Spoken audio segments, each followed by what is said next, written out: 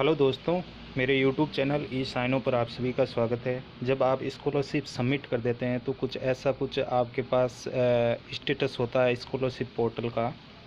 देख सकते हैं मेरे 2018-19 दोनों की हैं। जब मैं 2018 की खोलता हूँ स्कॉलरशिप, तो इस तरह से कुछ स्टेज होती हैं। जब आप एप्लीकेशन सबमिट कर देते हैं तो सबसे पहले इंस्टीट्यूट पे यानी स्कूल पे पेंडिंग होती है, उसके बाद वो डीएलओ में जाती हैं। यदि आपका ऑब्जेक्शन आ जाता है तो ऑब्जेक्शन क्लियर करने के बाद वो वापस फॉरवर्ड की जाती है। फिर जैसे ही डीएलओ से अप्रूव हो जाती है, फिर पेमेंट सेक्शन होता है और एंड में बिल जनरेट किया जाता है। ये इस तरह से पूरा होता है। जब ग्रीन आ जाता है इसका मतलब स्कॉलरशिप आपके अकाउंट में आ गई है। तो इस तरह से आप अपना स्टेटस देख सकते हैं कि कैसे स्कॉलरशिप आपने अकाउंट में प्राप्त की कि नहीं की। ये उसकी पूरी हिस्ट्री होती है जब आप स्कॉलरशिप का फॉर्म सबमिट कर देते हैं उसके एंड तक की।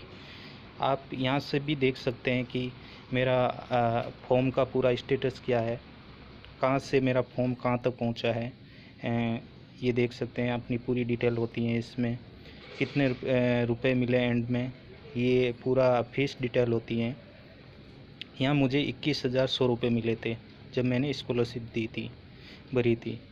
और ये पेंडिंग विद इंस्टीट्यूट ये दिखा रहा है। फिर ऑब्जेक्शन आया था, मैंने फीस रिसिप्ट नोट इन फॉर्मेट, फिर मैंने वापस सबमिट किया। उसके बाद एसजीई में गया, वहाँ से फिर ऑब्जेक्शन आया, फिर सबमिट किया, फिर पेंडिंग विद डीएलओ आया और वहाँ से फिर अप्रूव होने के बाद पेमेंट सेक्शन हुआ, फिर बिल जनरेट हुआ और फिर लास्ट में मेरी स्कॉलरशिप आ गई। तो यहाँ से भी आप अपना पूरा स्कॉलरशिप का स्टेटस देख सकते हैं कि आपका कैसे आया। अब जैसे नए फॉर्म भरने हैं तो उसमें कैसे भरना होता है, और आपकी सारी चीज़ें जो पुरानी होती हैं वो सारी यहाँ से आ जाती हैं। और जब जब जो नहीं मिलती है वो स्कॉलरशिप आपको यहाँ शो हो जाती है। अब जैसे नया फॉर्म भरना है तो कैसे भरना है, तो न्यू एप्लीकेशन यहाँ से चूज़ करना होता है। यदि कोई प्रोफाइल अपडेट करनी हो तो आप यहाँ से कर सकते हैं, देख सकते हैं कि कौन सी ईयर की आपकी प्रोफाइल अपडेट करनी है, फॉर्म भरते हैं तब। और न्यू एप्लीकेशन के लिए यहाँ पे क्लिक कर देते हैं तो सबसे पहले ये पूछता है कि आपका जो मदर का अकाउंट है उसमें लेना चाहते हैं ये खुद के अकाउंट में, तो यस करेंगे तो मदर के अकाउंट में जाएगी। और यहाँ से पूरी डिटेल भर के आप सबमिट करते हैं। उसके बाद एक कॉलेज चूज का आता है और उसमें आपका फीस रिसिप्ट और आय प्रमाण पत्र लगता है। जब उसमें आप वो लगा देते हैं और सबमिट कर देते हैं तो यहाँ पे ये डैशबोर्ड पर आपका शो हो जाता है। और जब ये एसएसओ आईडी लॉगिन करते हैं तो एक ये आती है CETAD, इस पर क्लिक नहीं करना होता है। ये नया ऐप आया है स्कॉलरशिप का, एसजीई का, इस पर क्लिक करके आप करते हैं। अब बहुत सारे लड़के पूछ रहे थे कि सर वो नोटिफिकेशन आया स्कॉलरशिप का वो कहाँ है, तो जब आप एसजीई पे आते हैं तो ये सबसे पहले ऊपर शो हो रखा है। लास्ट शुरू जब फॉर्म स्टार्ट हुआ था 1 अक्टूबर से, तो 30 सितंबर को ये नोटिफिकेशन आया था और 1 अक्टूबर से 30 नवंबर तक लास्ट डेट है। और इस पर क्लिक करते हैं तो देखो ये नोटिफिकेशन खुला है। इसमें 1 अक्टूबर से ये स्टार्ट होगा और 30 नवंबर तक ये फॉर्म चलेंगे। इसके बीच में आपको ये स्कॉलरशिप का फॉर्म अप्लाई करना है और सारी चीज़ें किस तरह से भरना है किस तरह से नहीं, इसमें सारी डिटेल दे रखी है।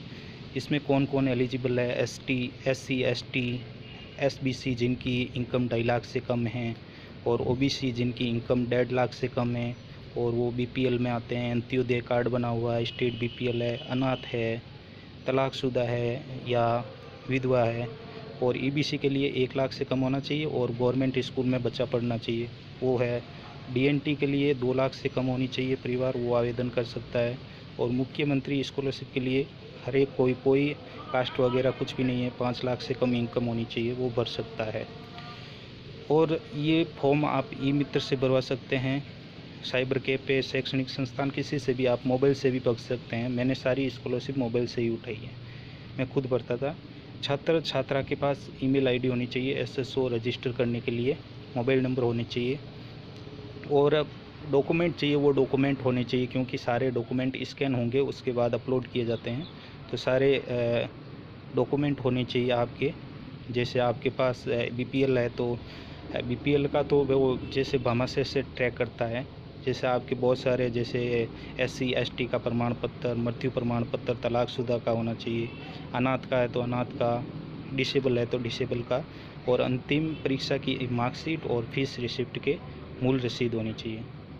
ओबीसी के लिए जो भी होगा सारा ट्रैक किया जाता है भामाशाह आईडी से। आपके जैसे बीपीएल है, स्टेट बीपीएल है, सारी चीज़ें वहाँ से ट्रैक की जाती है। तो सारी वहाँ से ये लिखा हुआ भी है, आप देख सकते हैं। और आय प्रमाण पत्र एक फॉर्मेट में बनाना होता है, जो आपको वेबसाइट पे दे रखा है वही फॉर्मेट आपको यूज करना है। वहाँ से डाउनलोड कर लेना और भर के वहाँ से निकाल लेना। एक चीज़ याद रखना, जो ये फ़ीस होती हैं जैसे enrolment fees, registration fees, tuition fees, इसमें ध्यान रखना ओनली ट्यूशन फ़ीस ही हमें मिलती है, बाकी कोई भी फ़ीस नहीं मिलती है। Tuition fees plus exam fees. जो क्वेश्चन मनी होती है वो रिफंडेबल होती है, हमें कॉलेज से वापस मिल जाती है, तो वो हमें नहीं मिलती है। Only tuition fees plus exam fees, ये दो ही फ़ीस हमें वापस मिलती है। और एक चीज़ ध्यान रखें, जो 11th और 12th के छात्र हैं वो भी स्कॉलरशिप इसको भर सकते हैं। केवल जिला स्तर पर ही उनके बिल जनरेट होंगे और वहीं से इनको स्कॉलरशिप मिलती है। और ये आप यहाँ वेबसाइट पे जाके अपना स्कॉलरशिप का फॉर्म भर सकते हैं। ये पूरा नोटिफिकेशन है जो 30 सितंबर को जारी हुआ था। आप इसको पढ़ सकते हैं, डाउनलोड कर सकते हैं, सारी चीज़ें मैंने बताई थी। यदि मेरा वीडियो आपको पसंद आया हो तो please like and subscribe my YouTube channel. And ऐसे वीडियो मैं बनाता रहता हूँ स्कॉलरशिप के रिलेटेड, तो please like and subscribe my YouTube channel and share this video. Okay, thank you.